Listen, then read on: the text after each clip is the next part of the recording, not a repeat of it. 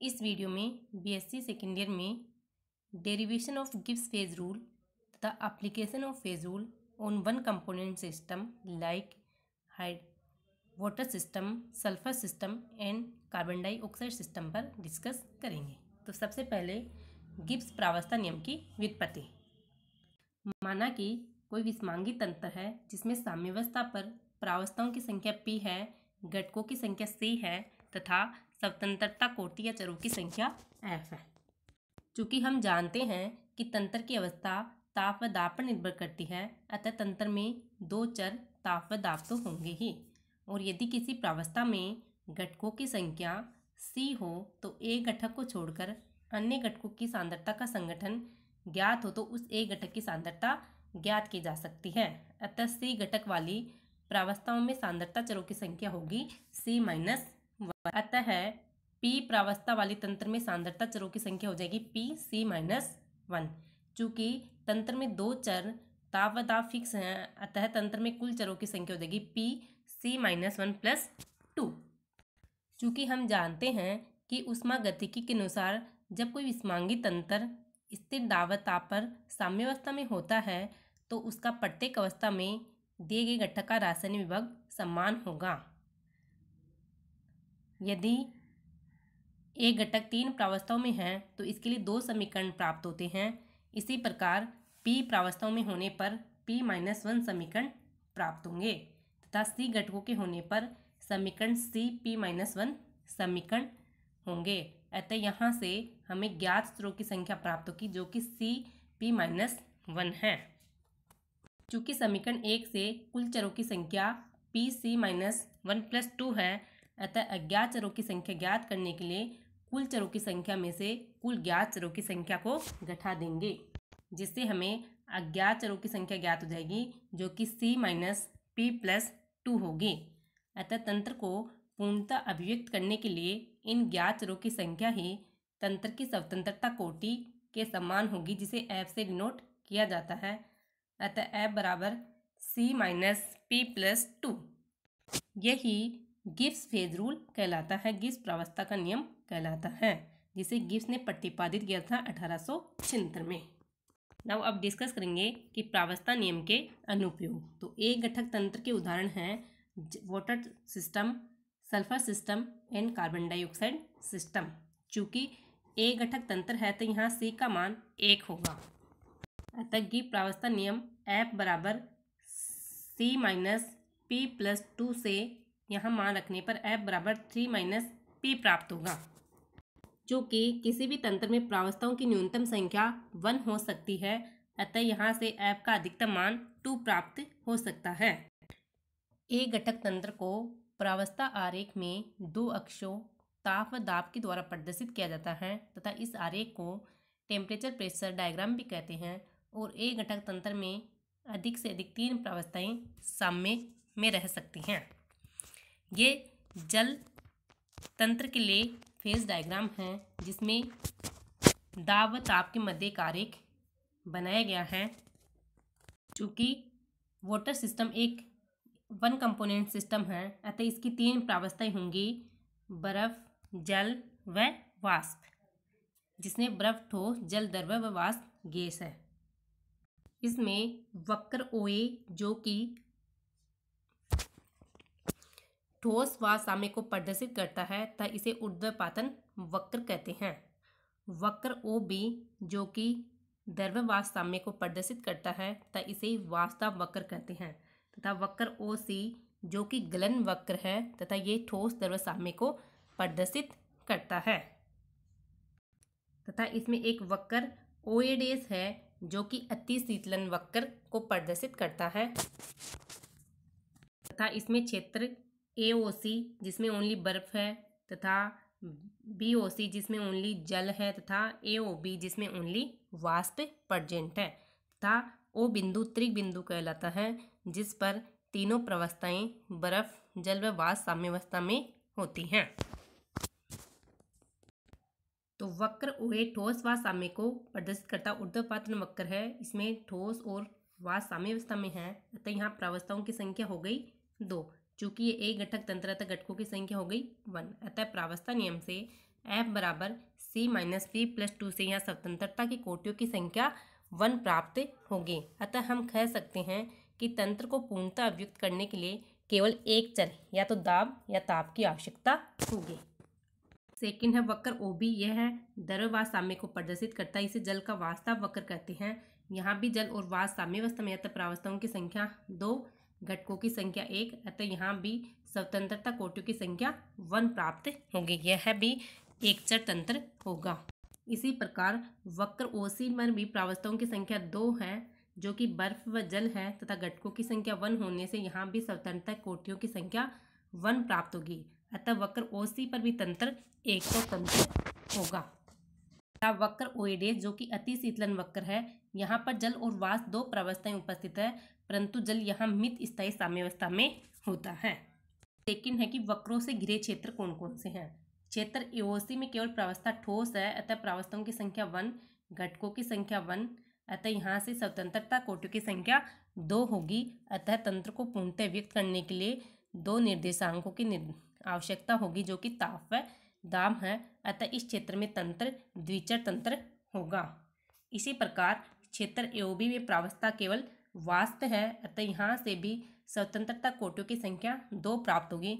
अतः इस क्षेत्र में भी तंत्र द्विचर तंत्र होगा। इसी प्रकार क्षेत्र बीओसी के लिए भी प्रावस्था केवल द्रव्य 1 है, अतः यहाँ से भी स्वतंत्रता कोटियों की संख्या 2 प्राप्त होगी और क्षेत्र द्विचर तंत्र होगा। अब है त्रिक बिंदु। त्रिक बिंदु पर जिसे ओ से रिप्रेजेंट किया गया है, तीनों प्रावस्थाएं साम्यावस्था में होती हैं, जो कि बर्फ, जल व वाष्प है, तथा बिंदु ओ पर तीनों वक्र मिलते हैं। इस बिंदु को ही त्रिक बिंदु कहते हैं। अतः यहाँ प्रावस्थाओं की संख्या हो गई 3, घटकों की संख्या हो गई 1, अतः यहाँ से स्वतंत्रता कोटियों की संख्या का मान 0 प्राप्त होता है। अर्थात हम कह सकते हैं कि यह तंत्र अचर तंत्र है और इस बिंदु ओ पर तंत्र को पूर्णतः व्यक्त करने के लिए किसी भी चर की आवश्यकता नहीं होगी, तथा ये तीनों प्रावस्थाएं साम्यावस्था में एक ताप 0.00098 डिग्री सेल्सियस तथा दाब 4.58 mm पर ही रह सकते हैं। ये हो गया अपना वाटर सिस्टम, जिसमें वक्र हो गए, वक्रों से घिरे क्षेत्र हो गए, त्रिक बिंदु हो गया। नाउ डिस्कस करेंगे गंधक तंत्र। पहले तो गंधक की 4 प्रावस्थाएं होती है, जिसमें 2 ठोस होती हैं। एक तो एकंताक्ष गंधक, दूसरी विषम लंबाक्ष गंधक, जो कि एक दूसरे में संक्रमण ताप पर चेंज हो जाती हैं, साम्यावस्था में रहती हैं। तथा फिर है एक द्रव्य जिसे द्रव गंधक कहते हैं और एक गैस जिसे वाष्प गंधक कहते हैं। अतः गंधक 4 प्रावस्थाओं में पाया जाता है। क्योंकि इन चारों प्रावस्थाओं में केवल एक ही अवयव गंधक है, अतः यह भी एक घटक तंत्र है, अतः इसके लिए से का मान 1 होगा। अब ये गंधक तंत्र के फेज डायग्राम को दर्शाया गया है, जो कि दाब व ताप के मध्य खींचा गया है, जिसमें वक्र हैं। एफ ए वक्र है, जो कि F A B, B E, A C, B C तथा सी डी वक्र है, तथा इनमें वक्रों के बीच के क्षेत्र हैं। तो सबसे पहले वक्र एफ ए है, जो कि विषम लंबाक्ष गंधक का ऊर्ध्वपातन वक्र है, और इसमें विषम लंबाक्ष गंधक तथा एकंताक्ष गंधक साम्यावस्था में है। वक्र ए बी एकंताक्ष गंधक का ऊर्ध्वपातन वक्र है। वक्र बी ई द्रव गंधक का वास्तव वक्र है। वक्र ए सी विषम लंबाक्ष एवं एकंताक्ष गंधक का संक्रमण वक्र है। वक्र बी सी एकंताक्ष गंधक का गलन वक्र है, तथा वक्र सी डी विषम लंबाक्ष गंधक का गलन वक्र को प्रदर्शित करता है।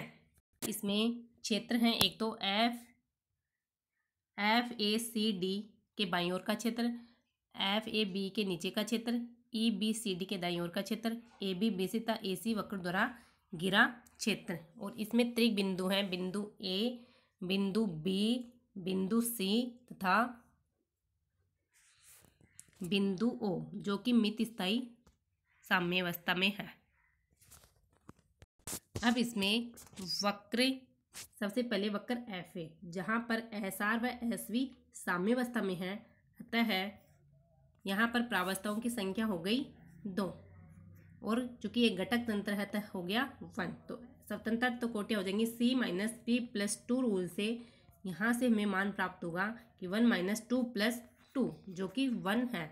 अतः यह ए घटक तंत्र है, यानी वक्र एफ पर तंत्र एक चर तंत्र है।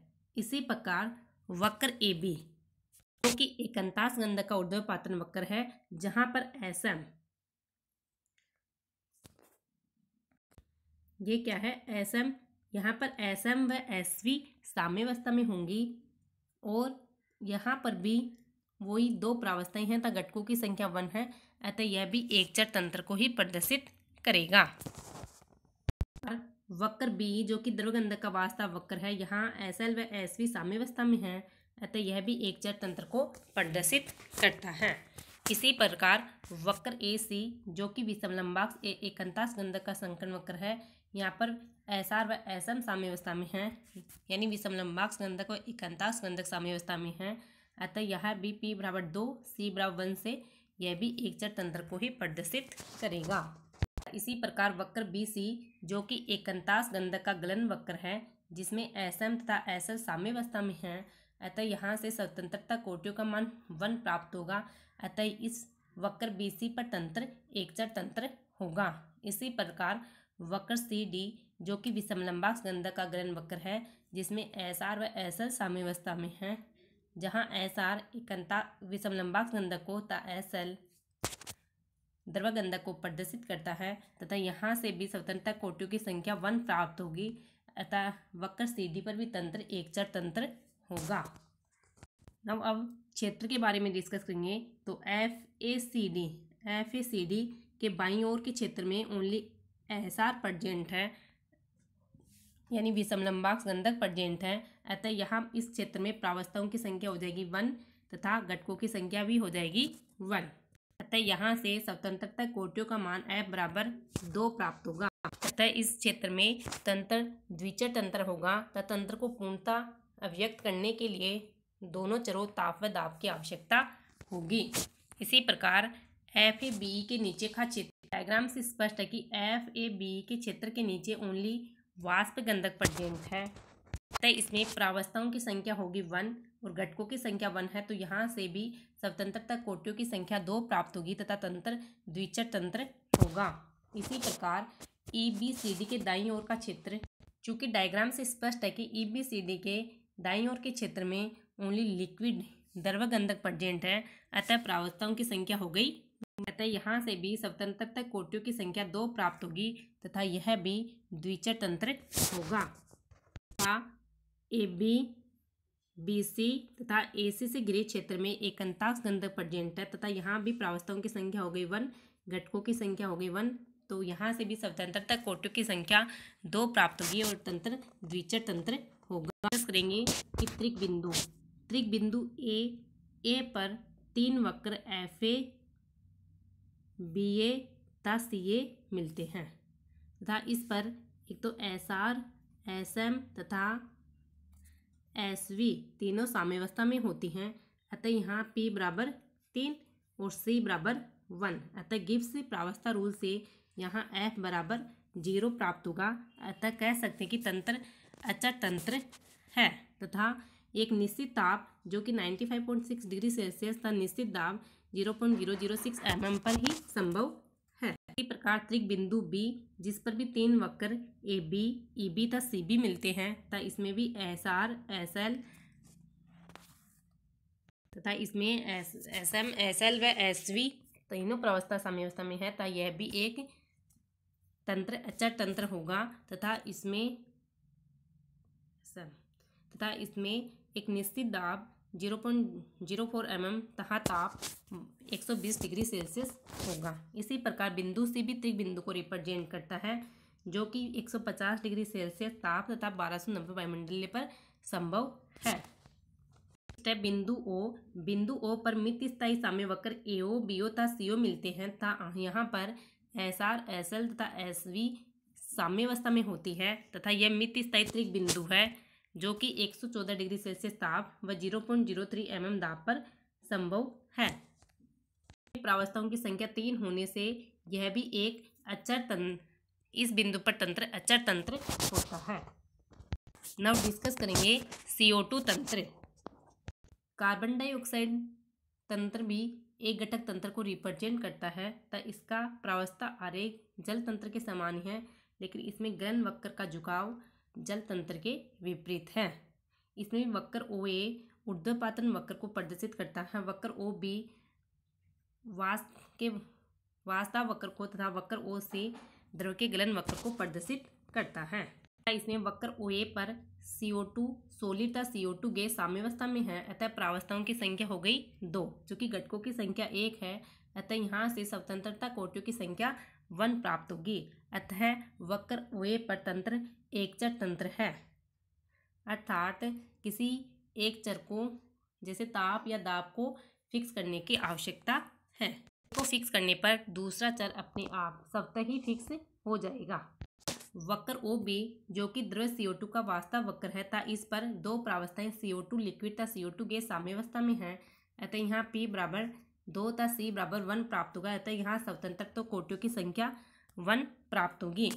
तथा बिंदु B क्रांतिक बिंदु कहलाता है, जिस बिंदु पर द्रव व वाष्प के घनत्व समान हो जाते हैं तथा इसके लिए क्रांतिक बिंदु B का क्रांतिक ताप का मान 31.1 डिग्री सेल्सियस तथा दाब 73 एटमॉस्फेयर है, जिसे क्रांतिक दाब भी कहते हैं।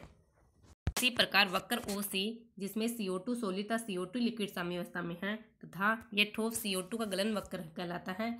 यहाँ पर भी प्रावस्थाओं की संख्या हो गई 2, घटकों की संख्या हो गई 1, तो स्वतंत्रता कोटियों की संख्या 1 हो गई। यह भी वक्र ओ सी पर एक चर तंत्र को प्रदर्शित करता है, अर्थात एक चर के फिक्स करने से दूसरा चर स्वतः ही फिक्स हो जाता है। क्योंकि वक्र ओ सी का झुकाव जल तंत्र के विपरीत है, क्योंकि CO2 लिक्विड का मोलर आयतन CO2 सॉलिड के मोलर आयतन से अधिक होता है, अतः CO2 सॉलिड का गलनांक दाब की वृद्धि से इंक्रीज होता है।